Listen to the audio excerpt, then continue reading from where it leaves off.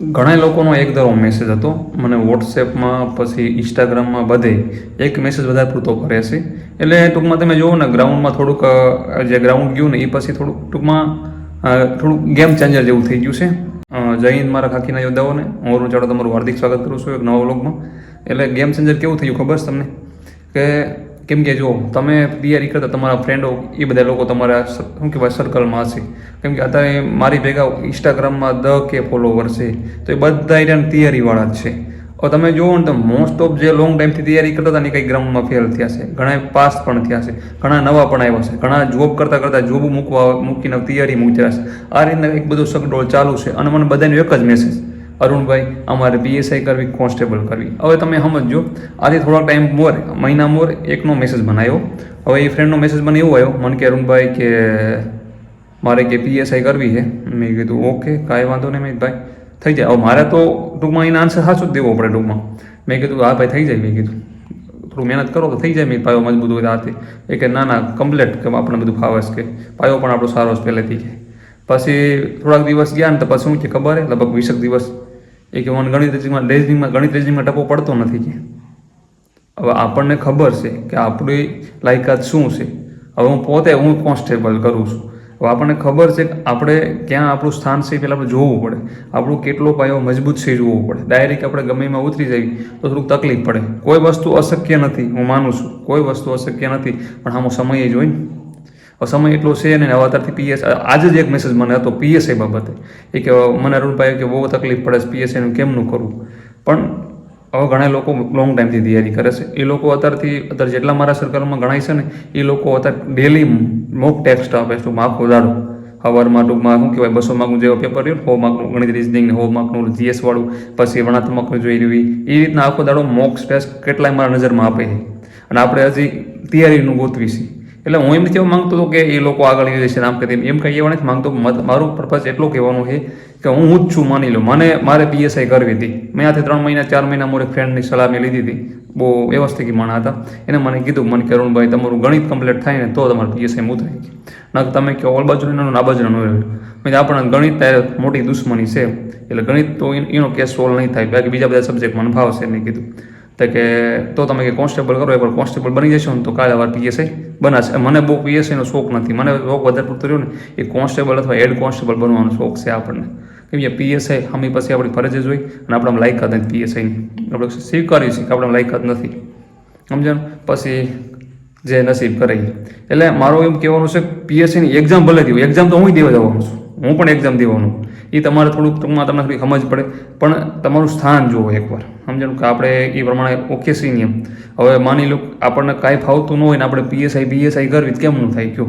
એકવાર તમારે ખુદને જોવાનું મારું કઈ રીતના છે. બાકી હજી 30 દિવસ છે. આમ સમજો ને તમે કે 30 દિવસમાં તમે ભેગું કરવું હોય તો થઈ જાય થોડું ઘણું. કેવું રીતના થાય કે તમે ડેલી તમારે જે સમય જો તમારે માની લો PSI કરવી જ છે, તમને ગણિત રીઝનિંગ ફાવે જ છે માની લો, તો તમારે ડેલી રહ્યું કેવું કરાય કાયમ શું કહેવાય જે સિલેબસ ફોલો કરો છો ને કોન્સ્ટેબલ વ્યવસ્થિત ફોલો કરાય અને જે નિબંધ ને એવું કંઈક છે અહેવાલ નહીં બધું એનો કાયમ તમારે 2 કલાક ટાઈમ કાઢી લેવાય. પછી 2 કલાક આજ નિબંધ કરીશ, એ રીતના 5 દિવસ સુધી નિબંધ કરીશ, પછી 5 દિવસ હું અહેવાલ કરીશ, પછી 5 દિવસ હું પત્રક કરીશ. આ રીતના તમારે ટાઈમ કઢાઈને એકવાર થોડુંક આખું જાણી લેવાય અને પછી તમારે દેવા જવાય.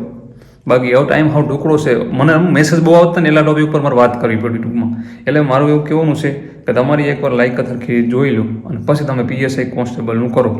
તમે એમ કહો કે ભાઈ ના આપણે પહોંચાણ થાય એવું છે તો પછી લડી લેવાનું. એક્ઝામ તો ફરજિયાત બધાને દેવાની છે. કોન્સ્ટેબલમાં પાસ થયા જે PSIમાં પાસ જે ગ્રાઉન્ડ કર્યા છે ને એ લોકોને હું કહી શકું કે તમારી એક્ઝામ ફાઇનલ દેવાની જ છે. અને કોન્સ્ટેબલ વાળાને કહીશ તમે પણ તૈયારીમાં રહેજો. પણ કોન્સ્ટેબલ વાળા જે PSI વાળા બંને ભેગા છે ને એને તો હું ખાસ કહીશ ભલે તમે કોન્સ્ટેબલ નહીં કરતા, તમારી એક્ઝામ દેવા જવાનું જ છે. સમજાણું? પણ તમારું કોન્સ્ટેબલ બગડે ને એ તમારે ખાસ ધ્યાન રાખવાનું છે. હું તમને ખાલી થોડીક શુદ્ધ ગુજરાતીમાં વાત કરું કે માની લો તમે PSIમાં થોડુંક એના ડેટા નાતે બધું કરવામાં તમે થોડુંક તમારા કોન્સ્ટેબલમાં થોડીક આડઅસર થઈ અને આપણે તમને ખબર છે કે હવે અત્યારે છેલ્લી પોઝિશનમાં બધા તૈયારી કરતા હશે.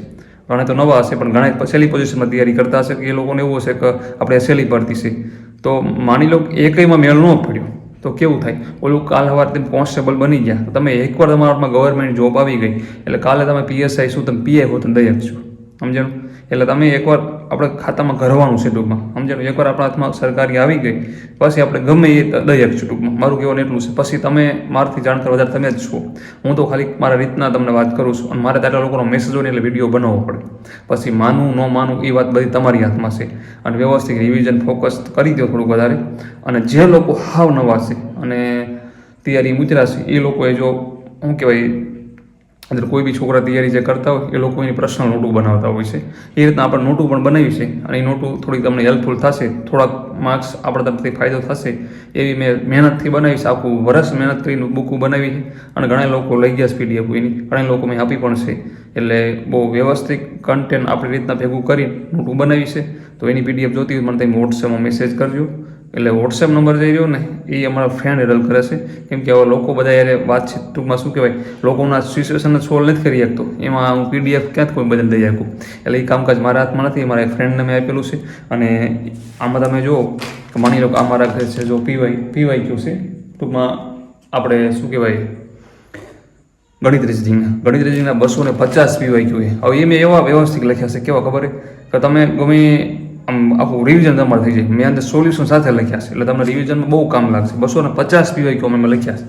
તો તમે નવરા બેઠા હોય તો તમને એમ થાય ભાઈ આ રિવિઝન કરું છું તો બધા રિવિઝનમાં તમને કામ લાગશે. બધા PYQ છે એકદમ વ્યવસ્થિત. અને તમે અત્યારે તમે જો કોઈ બી બુક લો ને એટલે બુક બહુ મોટી હોય, એને રિવિઝન કઈ રીતના કરવી એ ખબર ના પડે. કેમ કે મોટી જબર બુક હોય એટલે આળસ બહુ સડે, કેમ કે ખુદ મને પણ સડસ થાય. એટલે રિવિઝન તો કરવું જ પડે મોટી બુકમાં આપણે, પણ તોય આ તમને થોડીક હેલ્પફુલ થશે. તમારે માની લો તૈયારીમાં 1-2 માર્ક ઘટતા હોય તો મારા તરફથી થોડોક ફાયદો થઈ જશે. આ એક છે બુક, જો આ ગુજરાતના જિલ્લાની છે. આ બહુ મસ્ત વ્યવસ્થિત છે, નાની અમથી કેપ્સ્યુલ 99 પેજની બનાવી છે. અને હાવ ટૂંકમાં શું કહેવાય જે આમ કરક્ટ ડેટા જે આવે ને એ બધા આમાં ખેંચી લીધા છે મેં, સમજો 99 પેજ છે. અને વ્યવસ્થિત રોક આપણે શું કહેવાય ગુજરાતના જિલ્લા બધા 34 નોટ કર્યા છે. અને ભારતના જેટલા રાજ્યો કેન્દ્રશાસિત પ્રદેશ રહ્યા ને એની બેઝિક માહિતી અંદર નોટ કરી છે વ્યવસ્થિત મારી રીતના. અને બધી વસ્તુ મારી હાટું મેં બનાવી હતી. અને આ એક છે પાર્ટ B કોન્સ્ટેબલનું, એમાં GCRT ની બધું મેં કવર કર્યું છે મારી રીતના. અને વ્યવસ્થિત બધું તમે જુઓ ને તો તમને રિવિઝનમાં ખાસ ઉપયોગી મળે અને થોડાક માર્ક્સ તમને ફાયદો ચોક્કસ થશે. PSI હોય તો ભલે અને કોન્સ્ટેબલ હોય તો ભલે. મેં બેને ધ્યાનમાં રાખીને થોડુંક આમ વ્યવસ્થિત ટૂંકમાં છે ને IMP આવે ને એ વ્યવસ્થિત કવર કર્યું છે. મારો મેન પર્પઝ કોન્સ્ટેબલનો જ છે, પણ આ તો સિલેબસ બેન સેમ છે એટલે બેન કામ તો લાગવાનું જ છે. અને આ નવો પાર્ટ પણ મેં બનાવ્યો. આમાં મેં કરંટ લીધું લગભગ ઓગસ્ટથી માંડી જાન્યુઆરી સુધીનું, ઓગસ્ટથી જાન્યુઆરી સુધીનું 6 મહિનાનું કરંટ નોટ કર્યું હોય. હમણાં GPSCનું પેપર લેવાનું એમાં મેં જાન્યુઆરી 15 પેજ મેં હાઇલાઇટ જે આવવાની મેં નોટ કર્યા હતા, ટૂંકમાં 15 પેજ નોટ કર્યા. તેમાંથી 4 ક્વેશ્ચન હતા, બેઠે બેઠા 4 ક્વેશ્ચન પૂછાઈ ગયા હતા. એટલે આપણે વધારે હાઇલાઇટના ટૂંકમાં ફોકસ કર્યું. એટલે હું નથી કહેતો કે આમાંથી કેટલું પૂછાશે શું થશે, પણ મેં મારી રીતે બનાવી છે. તમે કોઈ બુક ન બનાવી તમને રિવિઝન થોડુંક કરવું હોય થોડુંક આપણે જોતી હોય બુક તો મને વોટ્સએપમાં એ મેસેજ કરજો. એ મારા ફ્રેન્ડ આગળ વોટ્સએપ છે, એમાં દેખાય નંબર છે મારો વોટ્સએપ, ત્યાં તમે ખાલી ડેમો માંગજો, તમને ડેમો મળી રહેશે. અને પ્રાઇઝ 121 રૂપિયા રાખ્યા છે. પ્રાઇઝ આપણે હાવ ઘટાડી દીધી છે. પ્રાઇઝ આપણે ટૂંકમાં મેન વસ્તુ એમ કહો ને કે તમે થોડુંક રિવિઝન કરો. પૈસાથી કંઈ મતલબ નથી, પણ મેન વસ્તુ મેં આ મહેનતથી આખું વર્ષ મહેનતથી આ વસ્તુ બનાવી છે. તમને થોડાક માણસો 100% કોઈ ફાયદો થશે. તમારે ઘટતા હશે ને તો તમે રિવિઝન એકવાર કરશો તો તમને થોડી નવી બુક તમારા હાથમાં છે, તમને આમ મજા આવશે કે અરુણભાઈ આવી નોટ બનાવી છે, આપણે જોઈ જ ખરા હું છે. 121 રૂપિયાનો સવાલ નથી, પણ એકવાર તમે કન્ટેન્ટ જુઓ. હું એમ કહું છું કે તમે બુક ન લો કાંઈ વાંધો નહીં, તમે આ કોઈની PDF તમારે ન લઈ તો કોઈ વસ્તુ વાંધો નહીં, પણ એકવાર તમે ડેમો લીજો. એ મિત્રને તમે મેસેજ ખાલી કરજો, વોટ્સએપ નંબર આપ્યો ને એમાં ડેમો મંગાવજો. અને ડેમો એકવાર તમે જોજો ડેમો કેવો હોય, એમાં ડેમો તમે જોજો. એ રીતના મેં આખી બુક નોટ કરી લઈએ એટલે તમને ખબર પડી જાય કે અરુણભાઈ કેવું કન્ટેન્ટ લીધું છે અને આપણને કેટલું હેલ્પફુલ થાય એવું છે. અને ગમે એની બુક જે બનાવી હોય ને પ્રશ્ન એ આપણને બહુ જ ઉપયોગી આવે. ટૂંકમાં એ વાંચવું બહુ જ ગમે. મને પણ ખુદની બુક રિવિઝન કરવી બહુ જ ગમે. હું ગમે માની લો બંધારણ વાંચતો, બંધારણ પૂરું થઈ જાય ને બુક મારે તરત મારી બુકમાં હું રિવિઝન કરી નાખું. પછી પાછું બંધારણ અથવા ઇતિહાસ ગમે વિષય ચાલુ કરું. એ ગુજરાતમાં માની લો ગુજરાતના જિલ્લા વાંચાઈ ગયા તો મારી ગુજરાતની જે કેપ્સ્યુલ રહે પછી આમાં રિવિઝન કરાવું ફટાક સમજાણું. હવે આ લગભગ 2 થી 3 કલાક જેવું થાય આમાં રિવિઝન ફટાકા થઈ જાય. મેં ગુજરાતની મોટી જિલ્લાની મોટી બુક વાંચી નાખી રિવિઝન ફટાકે આમાં કરી નાખું. એ રીતના બધા ટોપિક એમ જ કરું, જેટલા પણ આપણે જે વિષયની બધા એ રીતના રિવિઝન હું કરું. એટલે તમને પણ ગુજારીશ છે, તમે જોતી હોય તમે મને વોટ્સએપ મેસેજ કરજો. 100% થોડો તમને ફાયદો થશે. અને મેં તમને PSI કોન્સ્ટેબલની વાત કરી એ ખાસ તમે થોડોક એ મેં વાત કરી વાત પર થોડોક તમે ધ્યાન દેજો. તમે ખુદ તમારે એકાંતમાં જઈને વિચારજો શું કરવું.